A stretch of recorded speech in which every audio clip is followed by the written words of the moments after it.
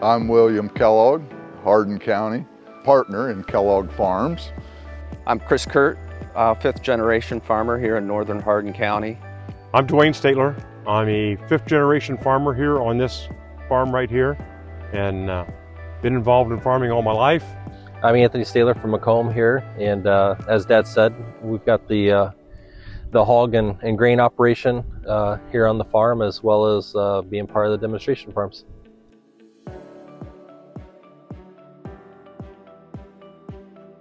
Farm Bureau came around and presented what they wanted to do with the demonstration farms. And I told my son, I said, after they left, this is something, we've always kind of flew under the radar, and that's not going to be how we're operating if we get involved with this.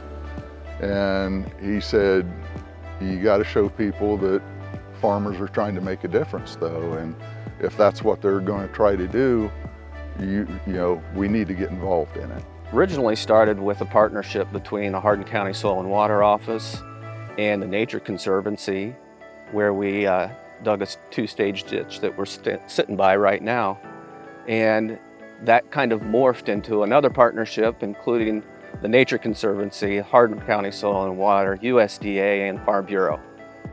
So back in 2014, when the water situation happened in Toledo, of course, there were a lot of fingers getting pointed at agriculture, and especially for animal agriculture. And so when they were starting to look at this, why, I volunteered to do it. It was a little bit of a question, that we'd never had any testing equipment, right at the edge of the field that was going to measure everything that we had going, but it was worth the chance. We thought we were going to do everything right, and the only way to find out if you are doing everything right is to have testing equipment that can prove it.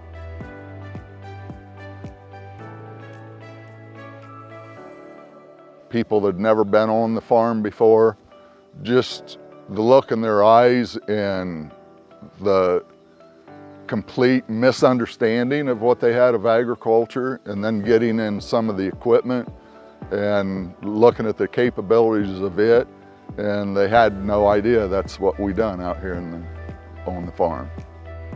One of the biggest things that we've had an impact on is bringing off the farm people here.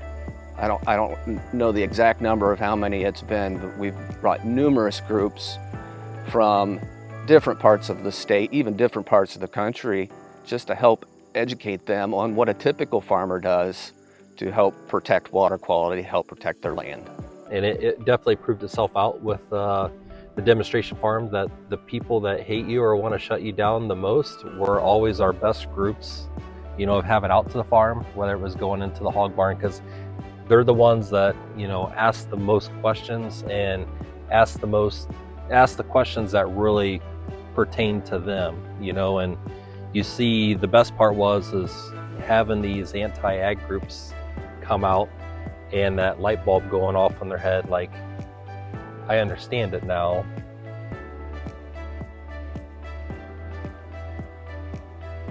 We've always been conservation minded.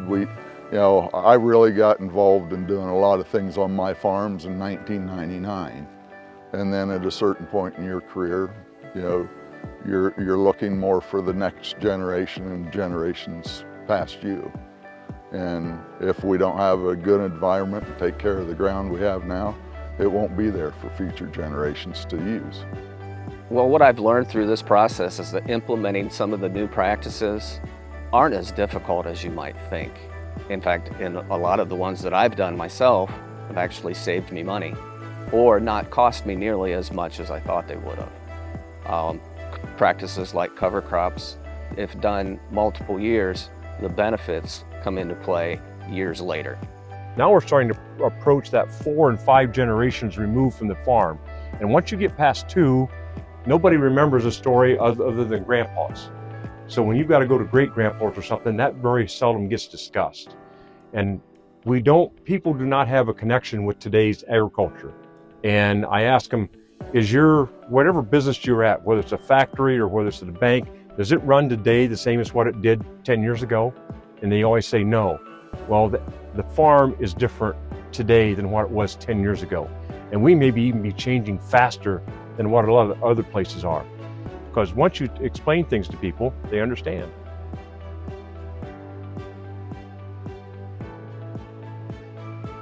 I didn't have a full appreciation of what Farm Bureau done for farmers, advocating for farmers on, local, state, national level. And that's been real eye-opening to me to see organization that I say is a get-it-done organization. If they get something in their sights that they want to accomplish, there's really no stopping them. Working with all the different organizations that have been involved, I think really made a positive impact. And it's Farm Bureau, it's our local soil and water office, it was USDA, and multiple other groups. Thrilled that Farm Bureau was able to make something like this happen and impact the lives of so many young people who aren't necessarily from a farm background. But I think it's important that we come up with some kind of a situation to where we invite people from the suburban and the urban areas. More opportunity has to be given to get them on a farm to where they've got an actual time to talk with farmers to understand what they really have going on.